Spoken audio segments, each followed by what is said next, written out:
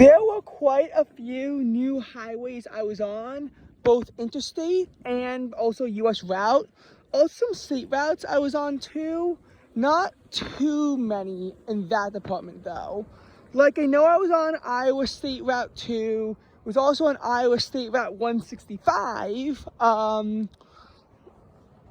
and in Kansas there were a few, I know of K7, K10, K4, and K177.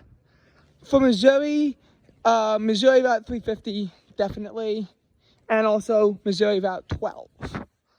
For the US routes, not that I really keep track of them, but there were some US routes that I don't think I was on before, such as US 24 and US 56.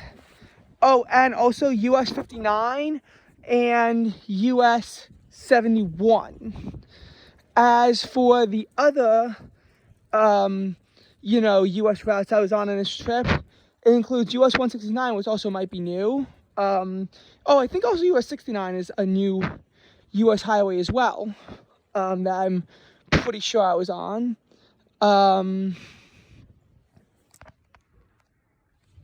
There was also, there was also US 50, which I was on before, but still on again.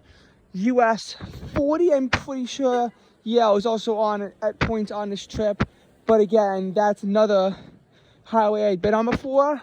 And also further north, US 6.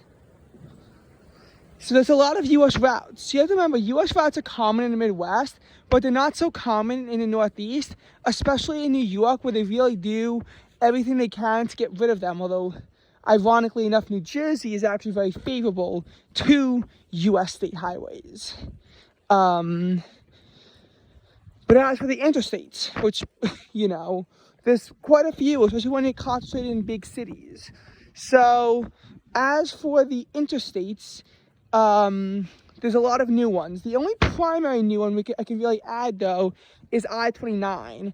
I had been on I-35 before in Iowa, as well as, with the whole split thing in Minneapolis. So I was on I-35 West there, too. I-70 is also not new. And we didn't make it to I-49. But there's quite a few new auxiliaries.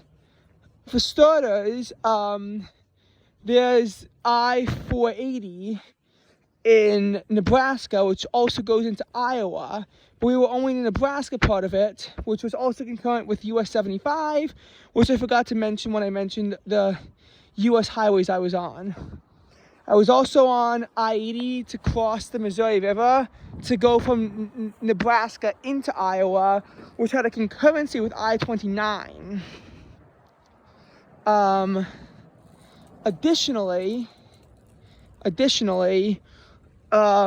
as for some other new auxiliaries and highways, there's also I-435, which also has a concurrency with I-29, although we weren't on that concurrency. There's I-435, which is in Kansas and Missouri and serves as a beltway around Kansas City. I-670, which is in Kansas and Missouri, although it's a very short highway, despite being in two states. We were on the Missouri side of it.